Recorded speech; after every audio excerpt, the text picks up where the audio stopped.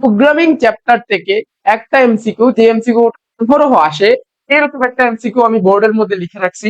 কোশ্চেনটা হচ্ছে এখানে এরকম একটা কোড দেওয়া আছে, বলছে যে উদ্দীপকের প্রোগ্রামটিতে HTML লেখাটা কতবার প্রিন্ট হবে বা প্রদর্শিত হবে। অবশ্য ধরেই নিছি তুমি একদম কিছু পারো না, তাও তুমি দেখো পারবা।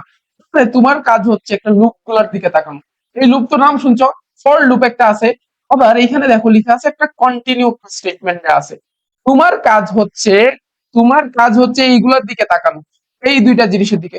ছোটবেলায় সমান্তর দ্বারা পড়ছি, দেখো এখানে আই এর ভ্যালুটা শুরুতে দিছে 1, আই এর ভ্যালুটা শুরুতে দিছে কত 1, আই দিছে লেস অর ইকুয়াল 6, মানে আই এর ভ্যালুটা যতক্ষণ পর্যন্ত না 6 এর সমান, ওই যে ছোটবেলায় শর্ত অ্যাপ্লাই করতাম 6 এর সমান, তারপর আই এর ভ্যালুটা দিছে আই প্লাস ইকুয়াল 1, মানে হচ্ছে আই এর ভ্যালুটা বাড়তেছে হচ্ছে এক করে। এই যে এই লাইনটার কথা বললাম আমরা, হচ্ছে তুমি ধারাটা আগে বের করে ফেলো।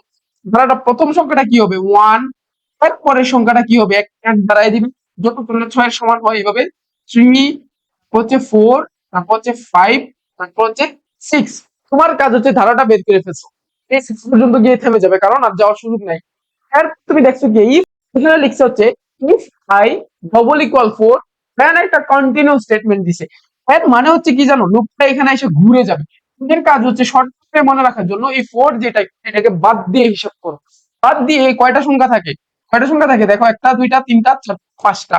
তাহলে এই প্রিন্টএফটা টোটাল 5 বার কাজ করবে, মানে হচ্ছে এই HTML কথাটা 5 বার প্রদর্শিত হবে। কথা কন্টিনিউ যেখানে দেখছো বাদ, থ্রি মেরে এমসিকিউ সলভ করে ফেলা যায়।